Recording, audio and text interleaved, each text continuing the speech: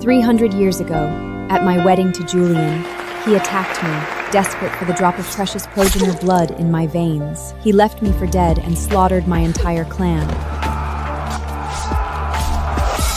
He cherished me. My weakness, my lost power, none of it mattered. He even threw us a lavish wedding. When I became pregnant against all odds, he fed me his own blood every day, even though it weakened him. I thought he was my salvation. Until today, when I overheard him talking to his underling. The parasite is nearly whole. 300 years of waiting are finally over. Soon, Lilith will be reborn in her womb, and I can finally give her the perfect, immortal body she deserves. And Lady Selene? His voice hesitant. She's just the vessel. Cassius said with a shrug. Lilith saved me. I owe her everything.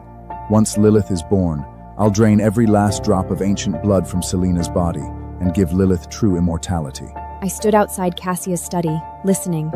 A chill crept up from my feet and settled deep in my heart. Strange. Vampires don't feel the cold. 300 years of a loving marriage. All of it, an elaborate lie. I thought back to that night, 300 years ago. My former fiancé, Julian, betrayed me at our wedding. How history was repeating itself. I had fallen into a man's trap, again. Isn't that a bit cruel, my lord? After all, she's been the prince's wife for 3 centuries. That title was always meant for Lilith. I've let her enjoy it for 300 years. Besides, if I hadn't found her, she would have died at Julian's hands, wouldn't she? What if she finds out? She won't. She's too in love with me. Even if she suspects something, she won't dare believe it.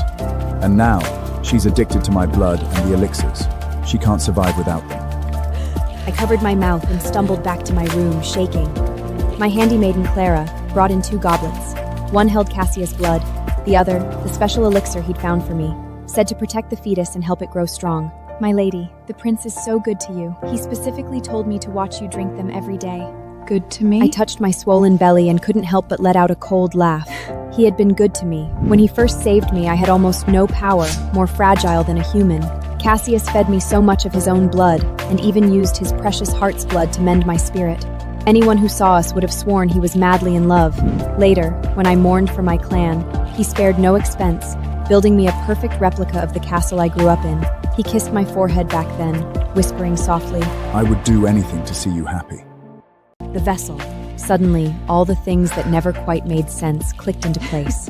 No wonder he was moved to tears when I became pregnant.